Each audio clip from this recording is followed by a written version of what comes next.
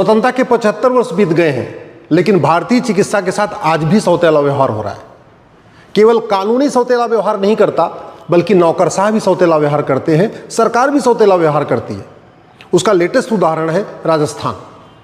राजस्थान में नौकरशाहों ने जो एलोपैथिक डॉक्टर हैं उनकी रिटायरमेंट की उम्र 2 साल बढ़ा दिया, लेकिन आयुर्वेदिक डॉक्टरों की वो रिटायरमेंट की उम्र नहीं बढ़ाया।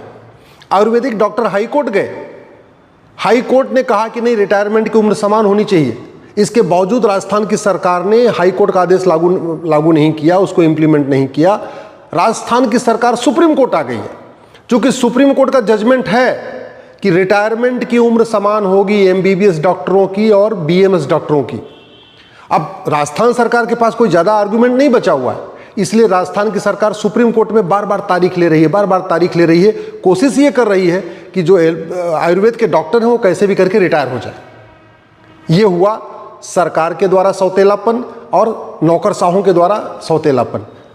तीसरा ये है घटिया कानून। 1954 में बना था ड्रग एंड मैजिक एक्ट, 1954 में। इसके पहले अंग्रेजों ने बनाया था और हमारे कांग्रेस की सरकार ने उसी अंग्रेजों वाले कानून को उसको कॉपी पेस्ट करके आगे बढ़ा दिया।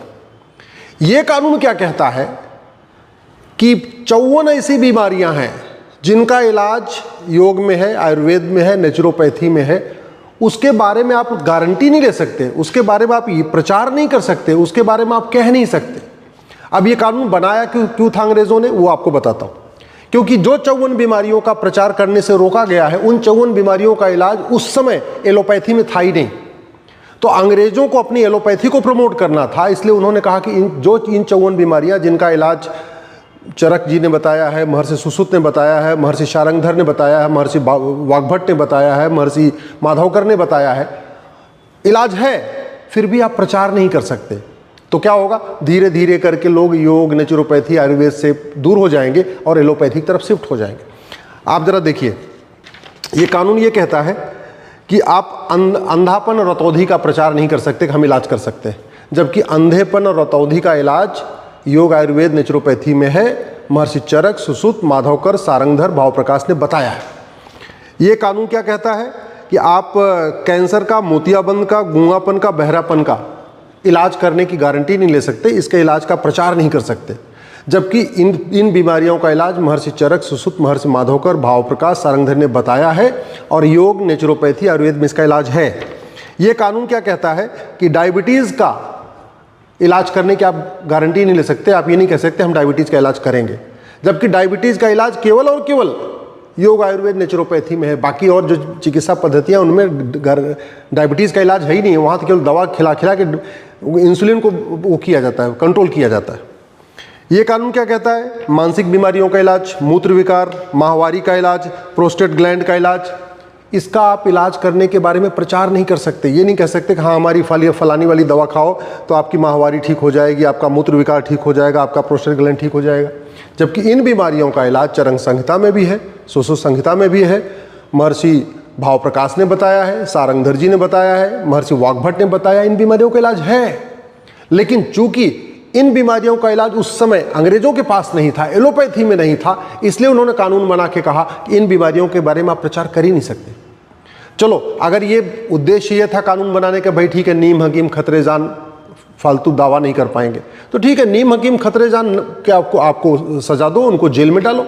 लेकिन जो बाकायदा डॉक्टर है, जिसने 4 साल 5 साल का बीएमएस कोर्स किया है, जो आचार्य है, जो वैद्य है, जो बाकायदा हॉस्पिटल चला रहा है, जो रिसर्च कर रहा है, जिसके पास पूरा रिसर्च सेंटर है, जिसके पास दुनिया भर के हॉस्पिटल है, जैसे आपका पतंजलि के पूरे देश भर में हॉस्पिटल है, हिम्स के पूरे देश भर में हॉस्पिटल है, उनको भी आप प्रचार करने से रोक रहे। ये बड़े आश्चर्य की बात है। ये कानून क्या कहता है कि बुखार, मिर्गी, पथरी, ग्लूकोमा, ब्लड प्रेशर का इलाज करने का आप दावा नहीं कर सकते। ये कानून क्या कहता है कि आप हार्ट से हिस्टीरिया की, लेप्रोसी की, लुकोरमा की, मोटापा का इलाज करने का आप दावा नहीं कर सकते, जबकि सच्चाई है इन बीमारियों का इलाज बहुत इफेक्टिवली योग, नेचुरोपैथी में, आयुर्वेद में है। और महर्षि चरक, सुश्रुत, महर्षि माधवकर, भावप्रकाश, सारंगधर ने इसका इलाज किया हुआ है, इसका इलाज भी बताया हुआ है, लिखा भी है, प्रॉपर लिखा है। लेकिन फिर भी आप नहीं कर सकते। क्यों? क्योंकि 1954 का कांग्रेस द्वारा बनाया गया कानून कहता है कि अगर इसका आप इलाज का दावा करोगे तो आपको नोटिस भेजी जाएगी, आपको जेल में डाला जाएगा। आपने सुना होगा कुछ दिन पहले बार बार सुप्रीम कोर्ट में पतंजलि को फटकार लग रही थी, बाबा रामदेव को फटकार लगाई जाती थी, आचार्य बालकृष्ण जी को फटकार लगाई जा रही थी।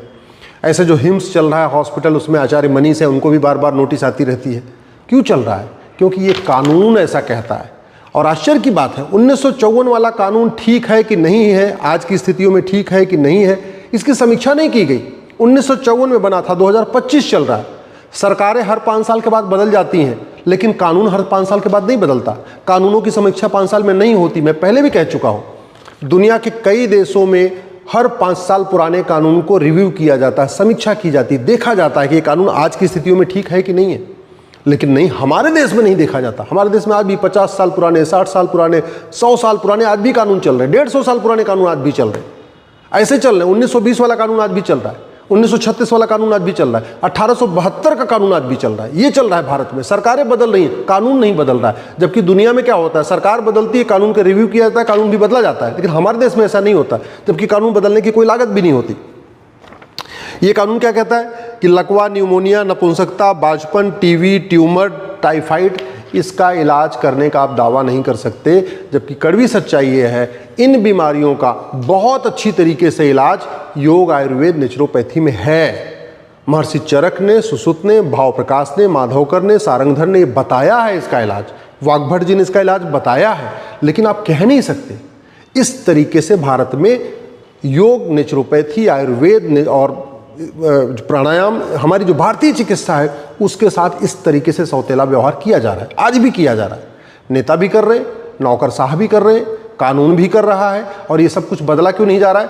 क्योंकि जो विदेशी चिकित्सा है उसकी लॉबी इतनी मजबूत है, फार्मा कंपनियों की का जो इकोसिस्टम इतना तगड़ा है कि वो 10-20-50 हज़ार रुपये खर्च कर देते हैं। वो हेल्थ सेक्रेटरी को भी खरीद लेते हैं, हेल्थ मिनिस्टर को भी खरीद लेते हैं, और जो बाबू होते हैं उनको भी खरीद लेते हैं। और उनकी कोशिश ये होती है कि जो विदेशी चिकित्सा है वो हमेशा ऊपर रहे, जो भारतीय चिकित्सा है वो नीचे रहे। और ये सौतेला व्यवहार आज भी हो रहा है। इसका मैंने उदाहरण दे दिया। राजस्थान में एमबीबीएस डॉक्टरों की रिटायरमेंट की उम्र 62, बीएमएस डॉक्टरों की रिटायरमेंट की उम्र 60। हाई कोर्ट ने कहा कि दोनों की उम्र 62 करो, लेकिन राजस्थान के नौकरशाह, मुझे नहीं पता कि राजस्थान के मुख्यमंत्री को पता है ये बात कि नहीं पता, लेकिन राजस्थान के नौकरशाहों ने बाकायदा सुप्रीम कोर्ट में एसएलपी दाखिल करा दिया। और चूंकि उनके पास कोई ग्राउंड नहीं है, इसलिए वो बार बार केवल तारीख पे तारीख ले रहे हैं, तारीख पे तारीख ले रहे हैं। ये स्थितियां चल रही हैं। अब समाधान क्या है? समाधान ये है कि सबसे पहले उस 1954 में बने घटिया drug and magic remedies act को तत्काल खत्म किया जाए, एक नई भारतीय चिकित्सा संहिता बनाई जाए। पहला इसका इलाज ये है। दूसरा, पहली से लेकर 8वीं तक स्वास्थ्य विज्ञान के नाम से किताब चलाई जाए।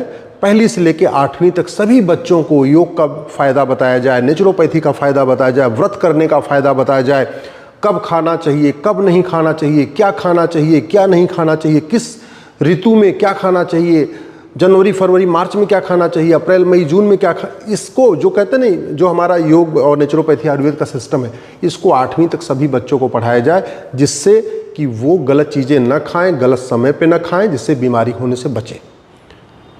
एक नेक्स्ट, जैसे हमने सभी स्कूलों में शिक्षा मित्र नियुक्त किया है, ऐसे सभी स्कूलों में स्वास्थ्य मित्र नियुक्त करने की ज़रूरत है। सभी स्कूलों में एक स्वास्थ्य मित्र नियुक्त करना चाहिए, जो योग के बारे में, नेचुरोपैथी के बारे में, आयुर्वेद के बारे में, व्रत के बारे में, आहार के बारे में, सूर्य चिकित्सा, नाड़ी चिकित्सा, इनके बारे में बच्चों को बताएं। उससे बीमारियां कम होंगी। तीसरा, मेडिकल कोर्स इंटीग्रेटेड शुरू किया जाए। जैसे लॉ का कोर्स है, आप कोई भी वकालत करो, किसी फील्ड के एक्सपर्ट बनो, लेकिन आपका लॉ का फर्स्ट ईयर का कोर्स कॉमन होता है। एमबीए आप एचआर से करो, मार्केटिंग से करो, फाइनेंस से करो, किसी भी चीज़ से करो, एमबीए का फर्स्ट ईयर कॉमन होता है। इंजीनियरिंग आप किसी भी ब्रांच से करो, इलेक्ट्रिकल से करो, सिविल से करो, मैकेनिकल से करो, केमिकल से करो, किसी से भी करो, इंजीनियरिंग का फर्स्ट ईयर कॉमन होता है। लेकिन मेडिकल का फर्स्ट ईयर कॉमन नहीं होता। मेडिकल में शुरू से ही एमबीबीएस वाला कुछ अलग पढ़ेगा, बीएचएमएस वाला कुछ अलग पढ़ेगा, बीएमएस वाला कुछ अलग पढ़ेगा। अब ये सिस्टम बंद होना चाहिए। ये गुलामी की चिकित्सा व्यवस्था, गुलामी का कोर्स बंद होना चाहिए। नया इंटीग्रेटेड कोर्स शुरू करना चाहिए। हाँ, जिसको स्पेशलाइजेशन करना है वो बाद में पीजी कर लेगा, 2 साल का पीजी कर लेगा। 4 साल में अगर आदमी इंजीनियरिंग कर सकता है तो 4 साल में मेडिकल भी कर सकता है। ये कोर्स तो लंबा इसलिए किया जाता है किसी बहाने फीस वसूलना होता है। अल्टीमेटली लेके जो प्राइवेटाइजेशन शुरू हुआ है तो कॉलेज ज़्यादा से ज़्यादा फीस वसूल सके, इसीलिए मेडिकल के कोर्स को लंबा किया गया। अदरवाइज 4 साल में आराम से कोर्स हो जाता है, कोई ज़्यादा दिक्कत नहीं आती। इसके साथ साथ ये जो मेडिकल माफिया, फार्मा माफिया पूरे देश के सिस्टम को हाईजैक करके रखे हुए हैं, इसका तरीका ये है हर दवा का, हर कंपनी का, हर दवा बनाने वाली कंपनी का उसका एयर इम्पैक्ट असेसमेंट किया जाए कि उस दवा से हवा पे क्या प्रभाव पड़ रहा है, उस दवा बनाने वाली कंपनी कितना एयर पोल्यूशन कर रही है, उस दवा से और उस दवा बनाने वाली कंपनी से वाटर इम्पैक्ट क्या हो रहा है, पानी पे कितना इम्पैक्ट आ रहा है, उस दवा से उस दवा बनाने वाली कंपनी से लैंड इम्पैक्ट क्या हो रहा है, ज़मीन पे कितना प्रदूषण फैल रहा है, उसके जो दवाइयों का खोखा होता है, दवाइयों का पैकेट होता है, उससे कितना इम्पैक्ट आ रहा है, वो दवा बनाने वाले कंपनी का साइड इफेक्ट कितना है। आप देख रहे हैं कब सिरप से लोग बच्चे मर रहे हैं, आपने देखा ही होगा। आज तक आपने कभी सुना नहीं होगा कि कोई जड़ी बूटी खा के मरा हो, आपने कभी सुना नहीं होगा कोई योग प्राणायाम से मरा हो, आपने कभी ये सुना नहीं होगा कोई नेचुरोपैथी से मरा हो, आपने कभी सुना नहीं होगा कि आहार चिकित्सा, सूर्य चिकित्सा, नाड़ी चिकित्सा से कभी कोई मरा हो। लेकिन कड़वी सच्चाई ये है, अंग्रेजी दवाइयों से, सिरप से, इंजेक्शन से, कैप्सूल से बहुत लोग मर चुके हैं और उसका लेटेस्ट एग्जाम्पल है कब सिरप पी के बच्चे मर रहे हैं। इसलिए ज़रूरत इस बात की है कि दवाइयों का और दवा बनाने वाली कंपनियों का एयर इम्पैक्ट असेसमेंट हो, वाटर इम्पैक्ट असेसमेंट हो, लैंड इम्पैक्ट असेसमेंट हो, हेल्थ इम्पैक्ट असेसमेंट हो, मेंटल इम्पैक्ट असेसमेंट हो, एज इम्पैक्ट असेसमेंट हो, ये करना ज़रूरी है। अब समय आ गया है, डॉक्टर का मतलब MBBS, ये जो दिमाग में रख दिया है इसको ख़त्म करने की ज़रूरत है। दवाई का मतलब केवल एलोपैथिक दवाई, इसको ख़त्म करने की ज़रूरत है। इंटीग्रेटेड कोर्स शुरू करने की ज़रूरत है और हॉस्पिटल में भी सभी जितने संख्या MBBS डॉक्टर की होती है उतनी ही संख्या कम से कम BMS डॉक्टर की होनी चाहिए। जिन बीमारियों का इलाज योग से हो सकता है, नेचुरोपैथी से हो सकता है, व्रत रखने से हो सकता है, आहार चिकित्सा से हो सकता है, जल चिकित्सा से हो सकता है, सूर्य चिकित्सा से हो सकता है, नाड़ी चिकित्सा से हो सकता है, उन बीमारियों के लिए केमिकल क्यों खाना, उन बीमारियों के लिए सिंथेटिक ड्रग क्यों लेना, उन बीमारियों का इलाज अगर हम नेचुरोपैथी तरीके से कर सकते हैं फिर सिंथेटिक ड्रग क्यों लेना। और सबसे इम्पॉर्टेंट ये जो योग, नेचुरोपैथी, आयुर्वेद के साथ सौतेला व्यवहार है, ये सौतेला व्यवहार बंद करने की ज़रूरत है। मैं अगर आप हमसे सहमत हैं, इस वीडियो से सहमत हैं, हमारी बात से सहमत हैं, इस वीडियो को अधिक से अधिक शेयर करिए और भारत में समान चिकित्सा संहिता लागू करने की मांग करिए।